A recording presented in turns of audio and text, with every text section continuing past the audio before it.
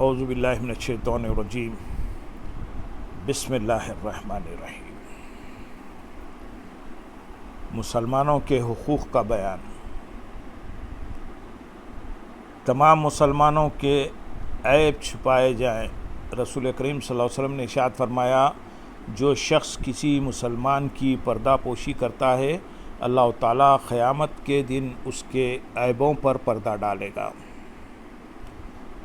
اور آپ نے یہ بھی ارشاد فرمایا، جو شخص بھی کسی بندے کے عیب چھپاتا ہے، اللہ تعالیٰ قیامت کے دن اس کی پردہ پوشی فرمائے گا۔ حضرت ابو سعید خدری رضی اللہ تعالیٰ عنہ سے مروی ہے، نبی کریم صلی اللہ علیہ وسلم نے ارشاد فرمایا، جو مومن اپنے بھائی کا عیب دیکھ کر اس کو چھپاتا ہے، وہ جنت میں داخل ہوگا۔ حضرت معاذ رضی اللہ تعالیٰ عنہ نے جب اپنا واقعہ بتایا تو نبی کریم صلی اللہ علیہ وسلم نے فرمایا، اگر تم اسے اپنے کپڑے کے نیچے چھپا دیتے تو اچھا تھا۔ تو مسلمان پر واجب ہے کہ وہ اپنے عیب چھپائے، اس لیے کہ خود اس کے اپنے اسلام کا حق اس پر اسی طرح لازم ہے جس طرح دوسرے کے اسلام کا حق واجب ہے۔ حضرت ابوبکر صدیق رضی اللہ تعالیٰ عنہ فرماتے ہیں، اگر میں کسی شراب نوش کو پاؤں تو مجھے یہ بات پسند ہوگی کہ اللہ تعالیٰ اس پر پردہ ڈال دے، اور اگر میں کسی چور کو پاؤں تو بھی پسند کروں کہ اللہ تعالیٰ اس کی پردہ پوشی کرے۔ ایک روایت میں ہے، حضرت عمر فاروق رضی اللہ تعالیٰ عنہ ایک رات مدینہ طیبہ میں گشت فرما رہے تھے۔ آپ نے ایک مرد و عورت کو زنا کا ارتکاب کرتے ہوئے دیکھا۔ صبح ہوئی تو آپ نے لوگوں سے فرمایا، مجھے بتاؤ، اگر حاکم ایک مرد اور ایک عورت کو زنا کا مرتکب دیکھے اور ان پر حد قائم کرے تو تم کیا کرو گے؟ انہوں نے کہا، آپ امام ہیں، آپ کو اختیار ہے۔ حضرت علی المرتضیٰ کرم اللہ وجہہ الکریم نے فرمایا، ایسا نہیں ہوگا، بلکہ اس صورت میں آپ پر حد قائم ہوگی، کیونکہ اللہ تعالیٰ نے اس عمل پر کم از کم 4 گواہ مقرر کیے ہیں۔ پھر کچھ دن ٹھہرنے کے بعد آپ نے پوچھا تو صحابہ نے پہلے والا جواب دہرایا، اور حضرت علی المرتضیٰ رضی اللہ تعالیٰ عنہ بھی وہی پہلے والا جواب دیا۔ اس بات کی طرف اشارہ ہے کہ حضرت عمر فاروق رضی اللہ تعالیٰ عنہ اس بات پر پریشان تھے کہ کیا حاکم اللہ تعالیٰ کی حدود میں محض اپنے علم سے فیصلہ کر سکتا ہے؟ اسی لیے آپ نے خبر دیتے ہوئے نہیں بلکہ ایک مسئلہ فرض کر کے سوال کیا، کیونکہ آپ کو اس بات کا خوف تھا کہ کہیں ایسا نہ ہو کہ یہ بات میرے لیے درست نہ ہو اور یہ خدف الزام تراشی نہ بن جائے۔ اور حضرت علی المرتضیٰ رضی اللہ تعالیٰ عنہ کی رائے اس بات کی طرف میلان رکھتی تھی کہ آپ کو یہ اختیار نہیں ہے۔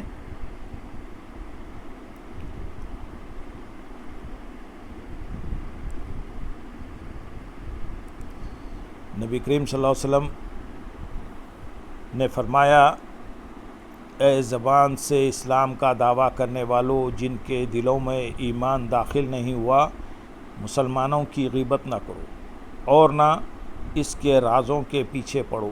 جو شخص اپنے مسلمان بھائی کے راز فاش کرتا ہے، اللہ تعالیٰ اس کی پوشیدہ باتوں کو ظاہر فرما دیتا ہے، اور اللہ تعالیٰ جس کی خفیہ باتوں کو ظاہر کرے اسے ذلیل و رسوا کرتا ہے، اگرچہ وہ اپنے گھر کے اندر ہو۔ حضرت ابوبکر صدیق رضی اللہ تعالیٰ عنہ فرماتے ہیں، اگر میں کسی شخص کو اللہ تعالیٰ کے حدود میں سے کسی حد پر دیکھوں تو میں اسے گرفتار نہیں کروں گا اور نہ ہی کسی اور کو وہاں بلاؤں گا، یہاں تک کہ کوئی دوسرا خود وہاں موجود ہو۔ کسی بزرگ نے فرمایا کہ میں حضرت عبداللہ بن مسعود رضی اللہ تعالیٰ عنہ کے پاس بیٹھا ہوا تھا کہ ایک شخص کسی کو پکڑ کر لایا کہ اس نے نشہ کیا ہے۔ حضرت عبداللہ بن مسعود رضی اللہ تعالیٰ عنہ نے فرمایا، اس کا منہ سونگھو۔ انہوں نے منہ سونگھا تو اسے حالت نشے میں پایا، اسے روک لیا حتیٰ کہ اس کا نشہ اتر گیا۔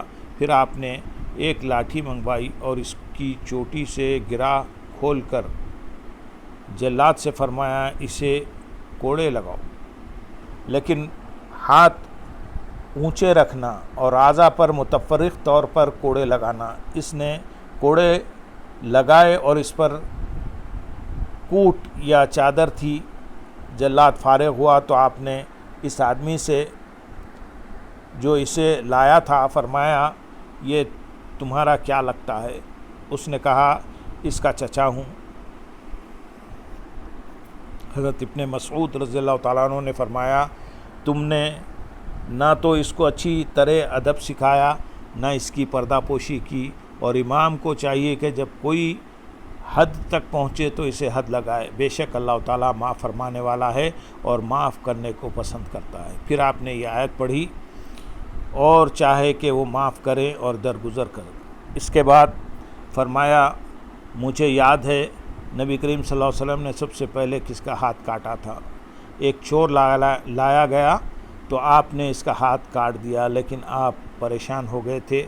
صحابہ کرام نے عرض کیا یا رسول اللہ صلی اللہ علیہ وسلم گویا آپ نے اس کے ہاتھ کو کاٹنا پسند نہیں فرمایا۔ آپ نے فرمایا مجھے کون سی چیز مانے ہے، اپنے بھائی پر شیطان کے مددگار نہ بنو۔ انہوں نے عرض کیا آپ نے معاف کیوں نہیں کر دیا؟ آپ نے فرمایا حکمران کو چاہیے کہ جب اس کے پاس کوئی حد کو پہنچے تو حد قائم کرے، بے شک اللہ تعالیٰ معاف فرمانے والا ہے اور معاف کرنے کو پسند کرتا ہے۔ اور آپ نے فرمایا اور آپ نے قرآن مجید کی یہ آیت تلاوت فرمائی اور چاہیے کہ وہ معاف کریں اور درگزر کریں، کیا تم نہیں چاہتے کہ اللہ تعالیٰ تمہیں بخش دے اور اللہ تعالیٰ بخشنے والا مہربان ہے۔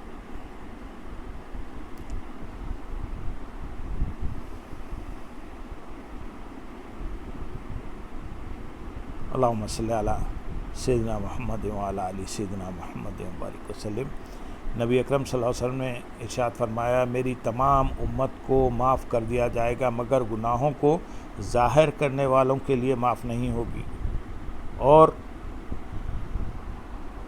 ظاہر کرنا یہ ہے کہ آدمی پوشیدہ طور پر برائی کرے پھر لوگوں کو اس کی خبر دے۔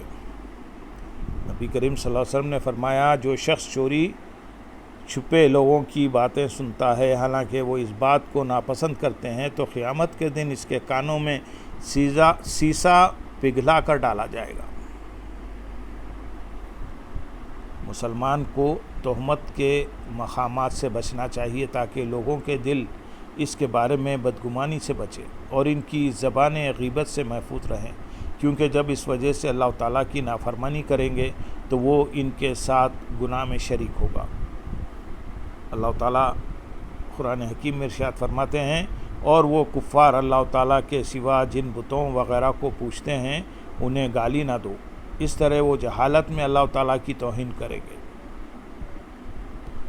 نبی اکرم صلی اللہ علیہ وسلم نے صحابہ اکرام رضی اللہ عنہ سے پوچھا جو شخص اپنے والدین کو گالی دیتا ہے اس کے بارے میں تمہارا کیا خیال ہے؟ انہوں نے عرض کیا کیا کوئی شخص اپنے والدین کو بھی گالی دیتا ہے؟ آپ صلی اللہ علیہ وسلم نے فرمایا ہاں، وہ دوسروں کے ماں باپ کو گالی دیتا ہے اور وہ اس کے ماں باپ کو گالی دیتے ہیں۔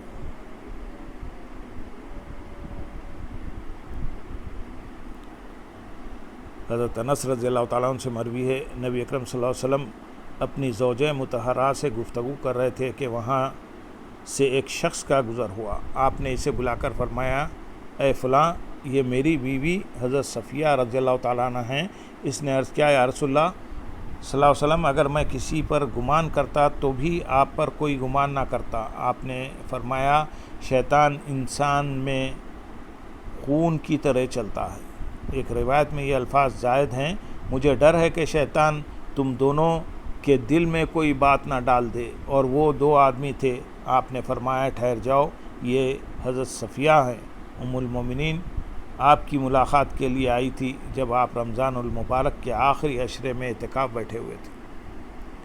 حضرت عمر فاروق رضی اللہ تعالیٰ عنہ فرماتے ہیں جو شخص اپنے آپ کو تہمت والی جگہوں میں لے جاتا ہے اگر اس کے بارے میں کوئی بدگمانی کرے تو اسے خود اپنے آپ کو ملامت کرنا چاہیے۔